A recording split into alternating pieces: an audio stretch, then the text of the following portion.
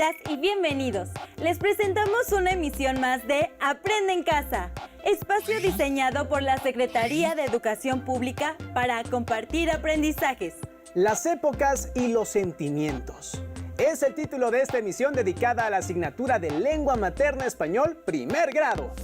Tengan cerca papel y lápiz para que anoten ideas principales, reflexiones y las actividades de los contenidos para incorporarlas a su carpeta de experiencias. En esta ocasión analizaremos poemas a partir de épocas, para que puedan entender la temática en su contexto social y cultural, sus variaciones, diferencias y similitudes. Seguramente han leído poemas y en algunos casos les cuesta entenderlos. Sucede porque un poema se crea en un tiempo y lugar específicos y refleja esos aspectos históricos y culturales.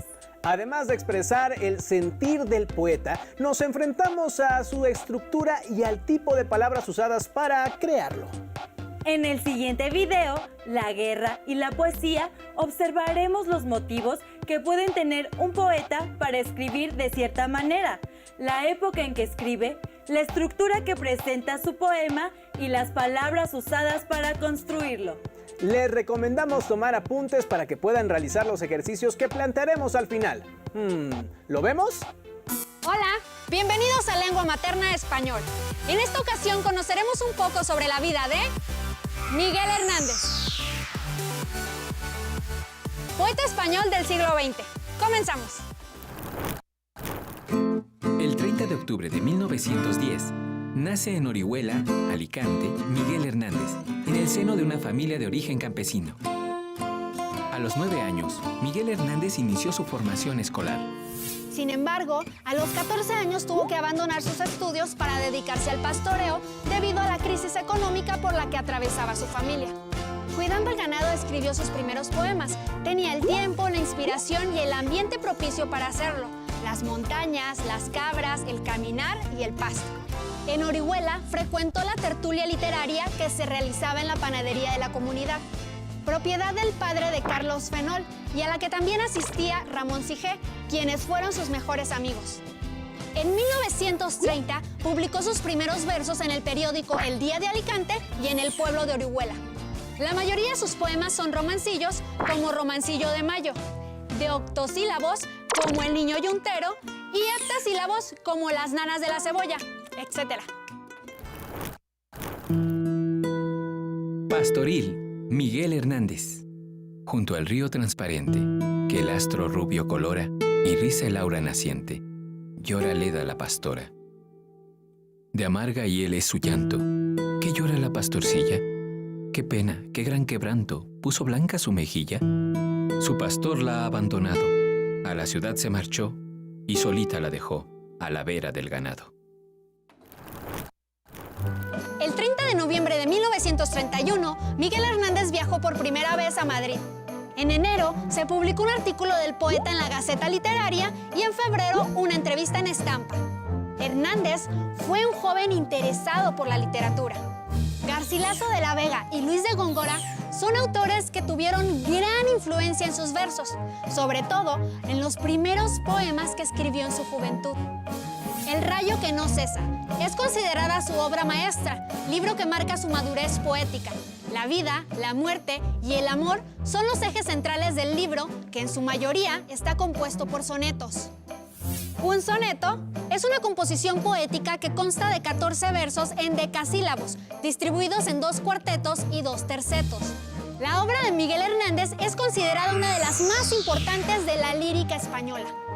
Letras que reflejan una profunda crisis existencial, intensificada por la moral provinciana que le impidió disfrutar del amor en libertad.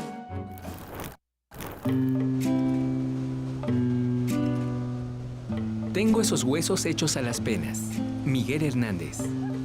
Tengo estos huesos hechos a las penas y a las cavilaciones de estas sienes. Pena que vas, cavilación que vienes, como el mar de la playa a las arenas.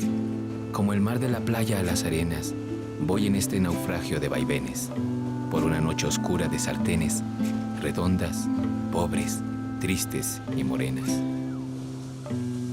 Nadie me salvará de este naufragio, Si no es tu amor, la tabla que procuro. Si no es tu voz, el norte que pretendo. Eludiendo por eso el mal presagio, de que ni en ti siquiera habré seguro. Voy entre pena y pena sonriendo.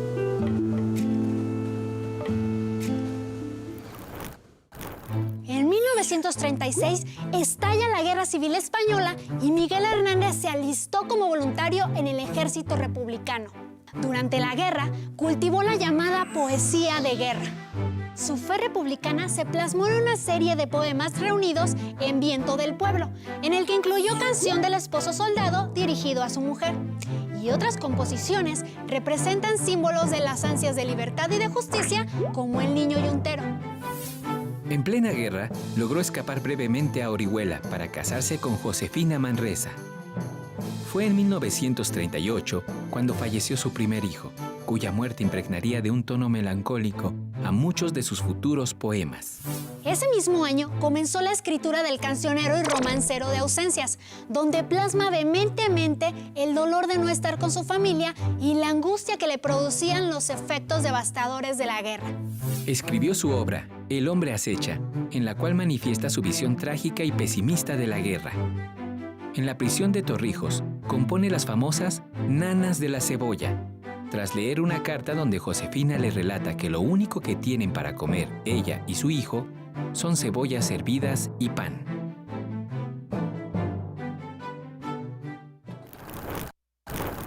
Al terminar la guerra, intentó huir cruzando Portugal por un paso clandestino, pero fue detenido por la policía portuguesa y entregado a las autoridades españolas.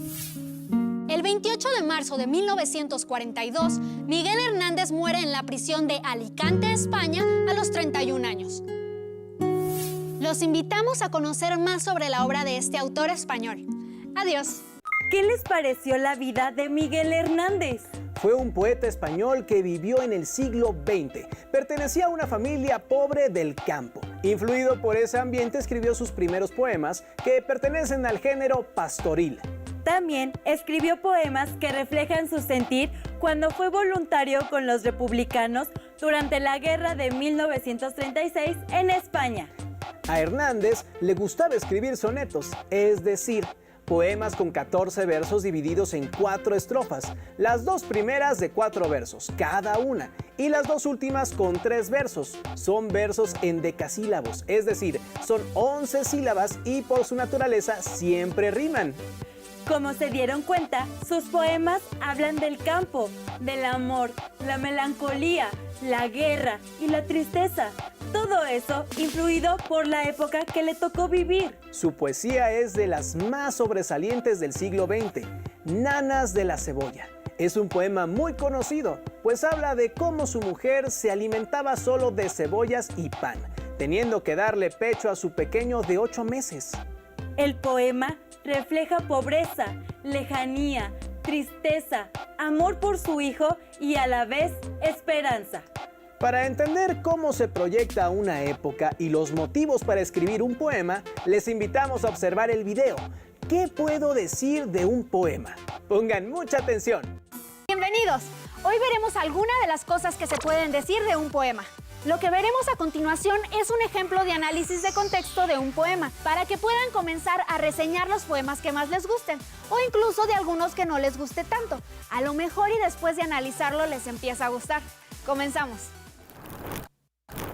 Para contextualizar la reseña de un poema, es útil revisar los hechos históricos, sociales y culturales del momento en que el poema fue escrito. Porque, como hemos dicho, los sentimientos que describen los poetas están permeados tanto por su vida personal como por el mundo que los rodea. El poema que vamos a reseñar es el poema 20 del chileno Pablo Neruda. ¿Saben quién fue? Pablo Neruda nació en 1904 en la ciudad de Parral, en el centro de Chile. Desde pequeño mostró gran interés por el mar, el bosque y la naturaleza. Estudió en el Instituto Pedagógico, donde conoció a Albertina Rosa Azócar, la musa inspiradora de su famoso libro 20 poemas de amor y una canción desesperada, el cual es considerado uno de los poemarios más importantes de la poesía contemporánea. Años más tarde, Pablo Neruda fue nombrado embajador de Chile en Francia y en 1971 le fue otorgado el Premio Nobel de Literatura. 2 años después, cuando el gobierno de Salvador Allende fue derrocado, Pablo Neruda enfermó y falleció días después en Santiago de Chile, el 23 de septiembre de 1973. Cuando ya conocemos un poco del autor, es necesario identificar varios puntos que seguramente ya habrán visto en clase, como el género, el tema, el ambiente, las emociones que refleja y los recursos literarios que hay en el poema. El poema 20 que vamos a analizar dice así. Poema 20. Puedo escribir los versos más tristes esta noche. Escribir, por ejemplo: la noche está estrellada y tiritan azules los astros a lo lejos. El viento de la noche gira en el cielo y canta. Puedo escribir los versos más tristes esta noche. Yo la quise y a veces ella también me quiso. En las noches como esta, la tuve entre mis brazos. La besé tantas veces bajo el cielo infinito. Ella me quiso. A veces yo también la quería. ¿Cómo no haber amado sus grandes ojos fijos? Puedo escribir los versos más tristes esta noche. Pensar que no la tengo. Sentir que la he perdido. Oír la noche inmensa, más inmensa sin ella. Y el verso cae al alma, como al pasto el rocío. ¿Qué importa que mi amor no pudiera guardarla? La noche está estrellada y ella no está conmigo. Comencemos con la reseña del poema 20. El contexto histórico y cultural es el de los años mozos del autor, en su juventud bohemia, literaria y estudiantil, época en la que vivió su primer amor. El género al que pertenece es la lírica poética. El ambiente refleja la apreciación que tenía cuando era joven de los muelles de Carahue y de Bajo Imperial. El tema del que trata es la partida del ser amado, una mujer, en este caso, Albertina Rosa Azócar, la musa del poeta. La emoción que se experimenta al leer el poema es la tristeza, el amor y la pérdida del amor. Y los recursos literarios que utiliza Pablo Neruda son: metáfora, en tiritan azules los astros, donde el centelleo de los astros se asemeja al tiritar de un cuerpo. Comparación. Aquí, el poeta compara el verso estimando que en esos momentos le cae tan bien al alma como bien lo hace el rocío al pasto, o como el caldo de pollo al enfermo. Por último, encontramos la repetición en el poema de la frase: puedo escribir los versos más tristes esta noche. Puedo escribir los versos más tristes esta noche.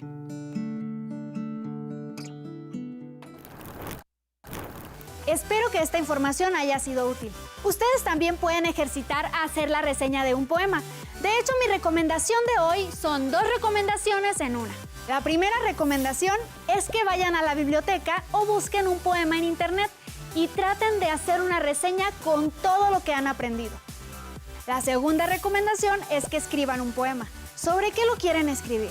Puede ser sobre su comunidad, sus amigos o sobre alguna experiencia que hayan tenido. Con lo que han aprendido hasta ahora, están listos para hacerlo. Adiós. ¿Cómo podrían saber de qué época es un poema? El contexto de un poema se puede reconocer por los hechos históricos, sociales y culturales que se muestran en su tema y estructura. Es decir, a partir de las palabras que se usan, la época en la que se escribió y lo que le sucedió en esos momentos a la poeta o al poeta. Si revisamos la biografía del poeta chileno Pablo Neruda, podemos intuir a qué época o corriente estética pertenecen sus poemas.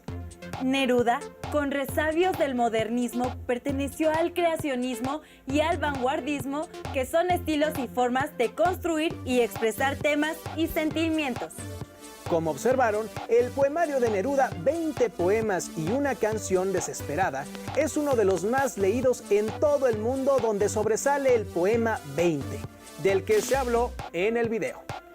¿Pudieron notar cómo se puede analizar el poema a partir de otros elementos como la metáfora, la cual traslada su sentido de semejanza a otro objeto, persona o situación? Por ejemplo, su sonrisa de media luna evoca a alguien sonriendo, pero no a carcajadas. El otro aspecto es la comparación. Por ejemplo, su cabello es como un río, es decir, largo, liso u ondulado. La repetición se construye con palabras, sonidos o letras. Por ejemplo, su risa es la risa de días felices. Finalmente, para saber cómo podrían elegir poemas para leer, les dejamos el video titulado En sus propias palabras. Pongan mucha atención. Bienvenidos de nuevo. Hoy conoceremos algunas estrategias para leer poemas. Comenzamos.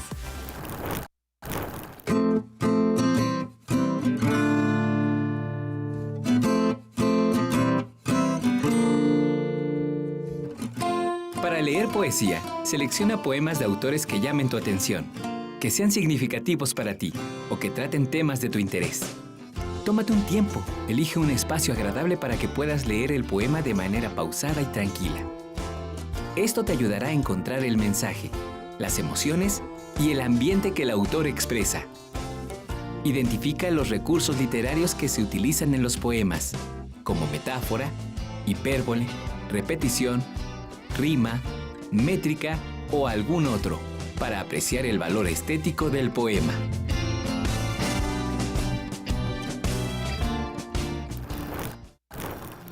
Hola, ¿cuáles son sus poemas favoritos? Van cambiando, pero hay algunos que se van quedando a lo largo de los años que tienen que ver con cosas como un poco más generales o más sencillas también, no sé.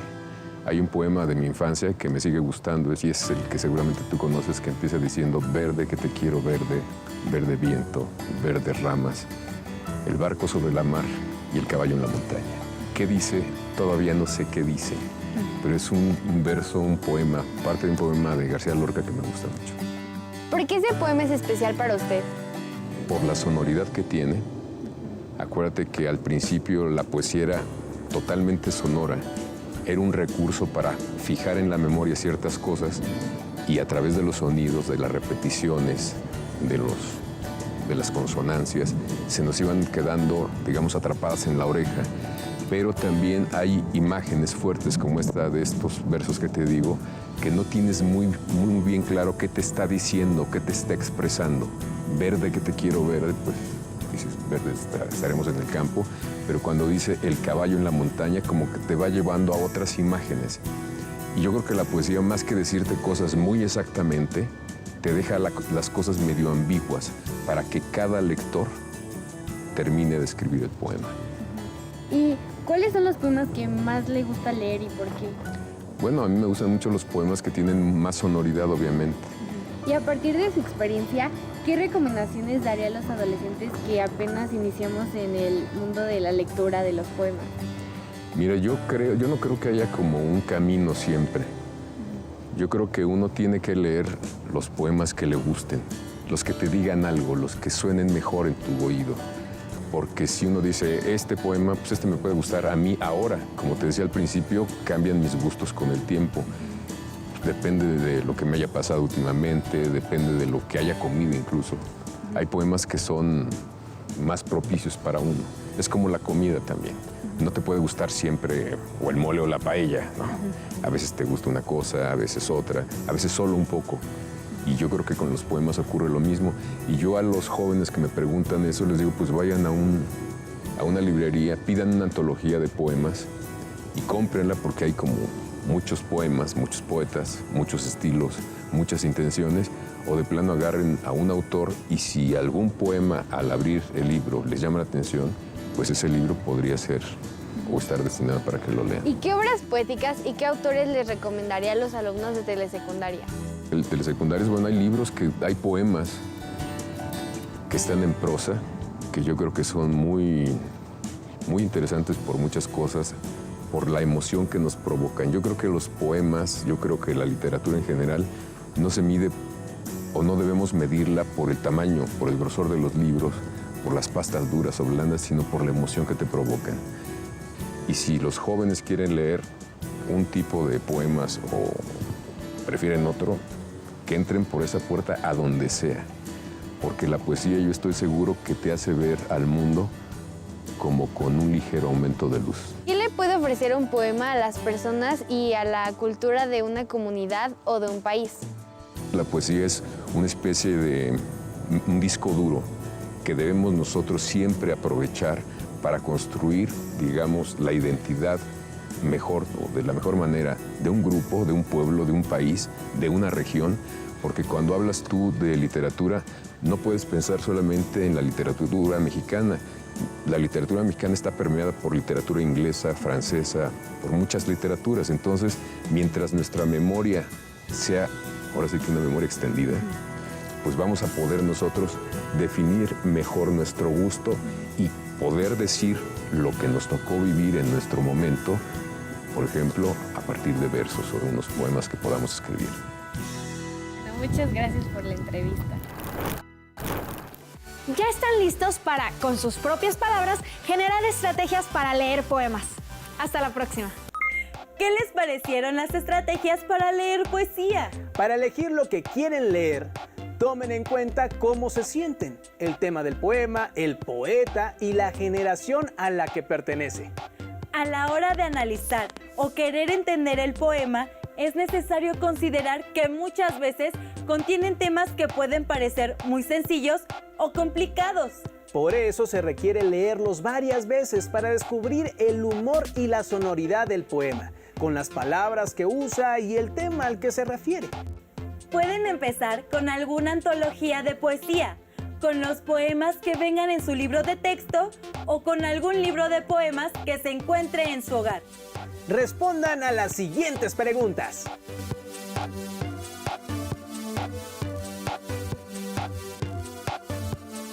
¿Qué estilo de poemas les gustaron más? ¿Los de Miguel Hernández o de Pablo Neruda? ¿Y por qué?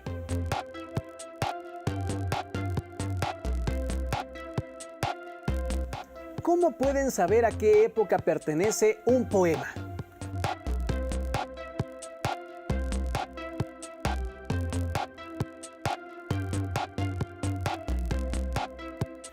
Por último, elijan un poema en sus textos de español. Léanlo y escriban qué les hizo sentir.